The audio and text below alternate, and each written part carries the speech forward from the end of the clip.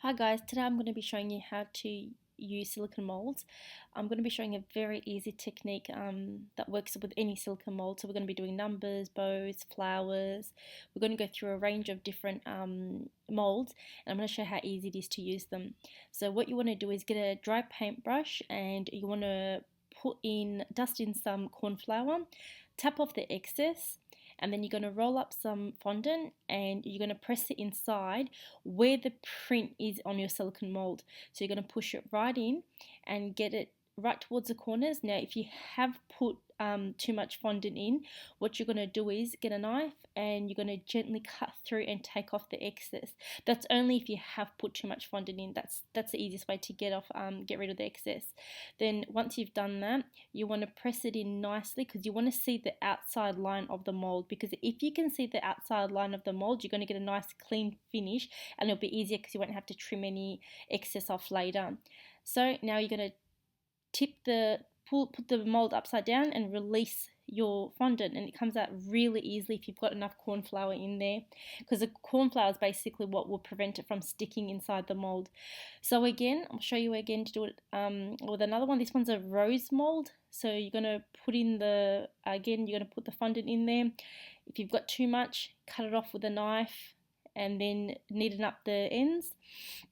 And then once you've kneaded up the ends and you can clearly see the lines, you really want to see those lines, because if you can see the lines, it's going to just save you a lot more time later than fixing it up. So once you've done that, all you're going to do is slightly tilt it over, push the mold and get your fondant out.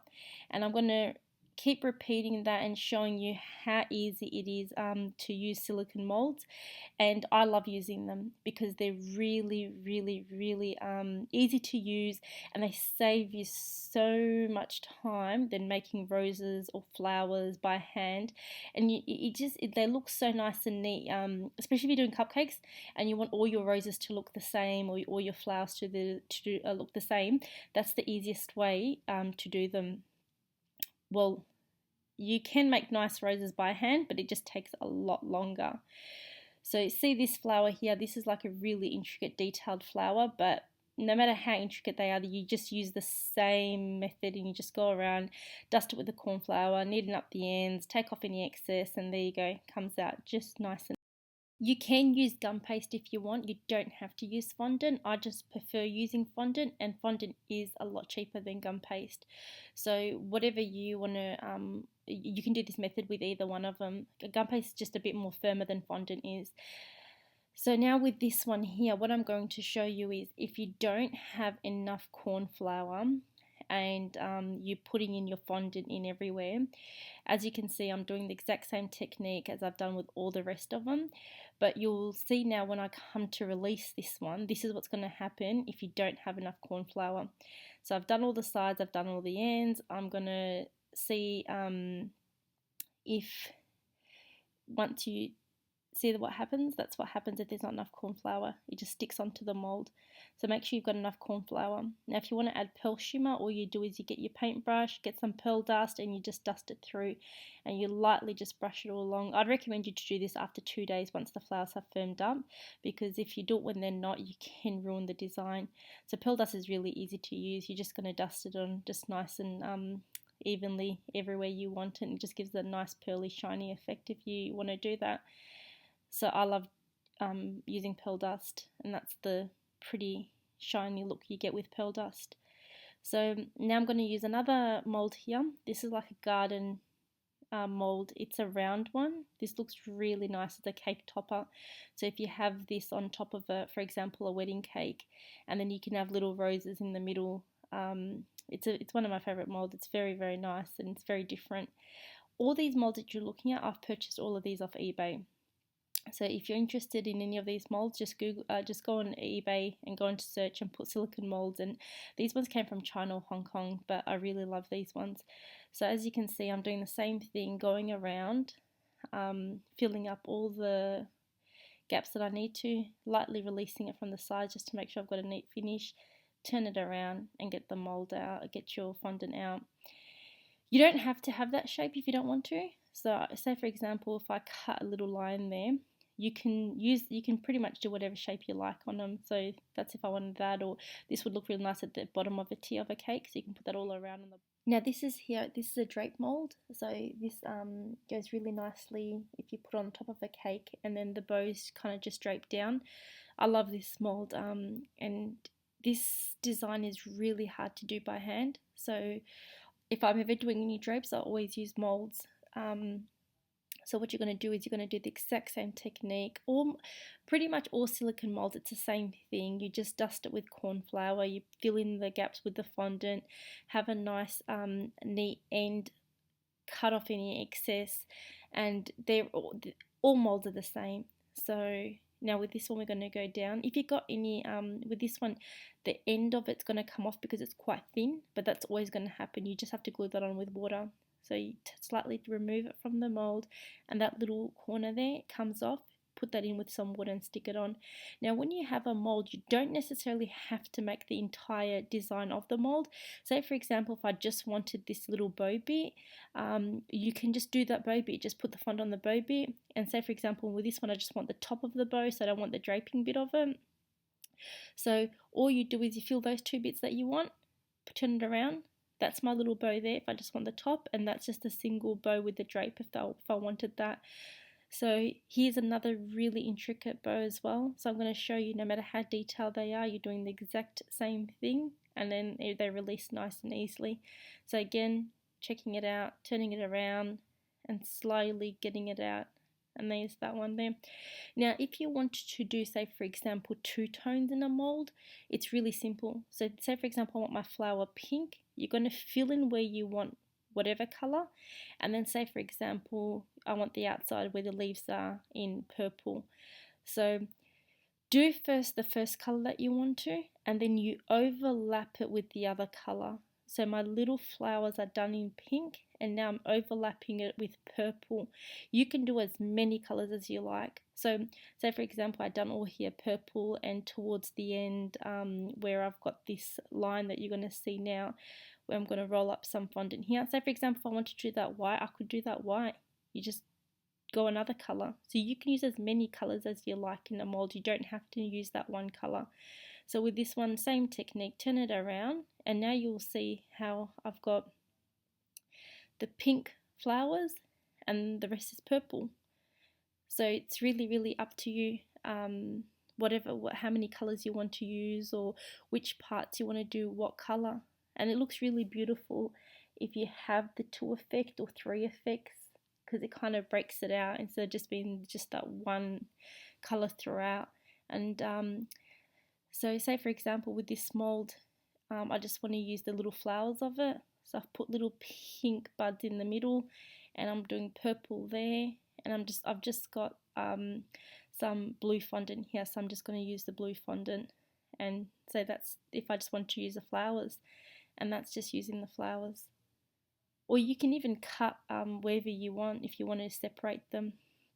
Now this is another really cheap mold I got off eBay for $2, and that just gives you a nice rose, a big one.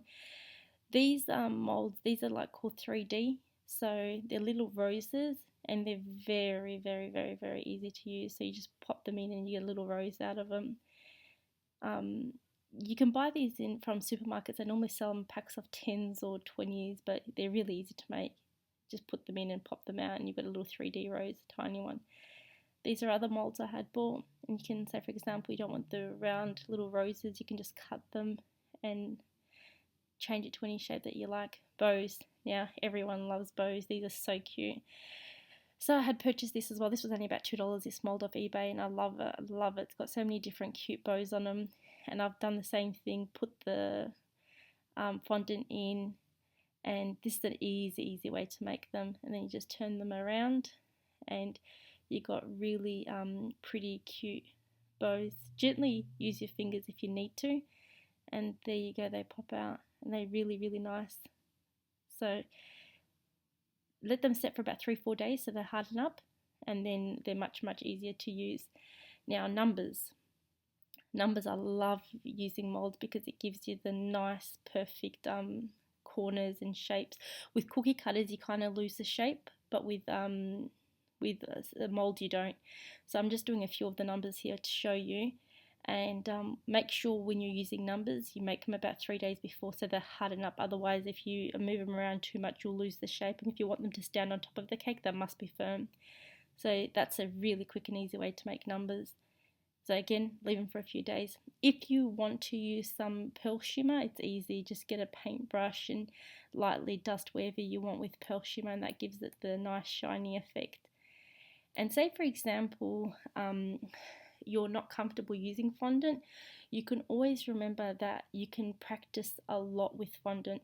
So see how that was, because this all took me about half an hour. The fondant hasn't firmed up, and if you're practicing, just put it all back together, knead it all up. It's like Play-Doh, and there you go. You can use it again and again and again. Keep practicing until you get comfortable using them. So there they are. Now this is really important. If you want to make any colors that are vibrant or dark, so say for example you're making black or red, you don't use corn flour, because if you use corn flour on your mold and you put these vibrant or dark colors, it's very hard to dust off that white, because it kind of makes the black look grey, it makes the red look dull. So to do that, you have to spray your silicone mold with non-stick cooking spray. So any non-stick spray will work. You just get your mold, don't use the corn flour, skip the corn flour, and just spray your mold. And then that would keep those vibrant and shiny colors. So as you can see now, when I turn this around, you've got that nice vibrant shiny color still, and you won't have that if you use corn flour. So I'll show you again with another mold. Now that's a rose mold, sprayed it with some cooking spray, and let's just say I'm going to do two colors. So I'm going to do the red in the center and the black on the outside. Now I forgot to wash this mold, so there's still corn flour in it, but you'll see what I'm talking about.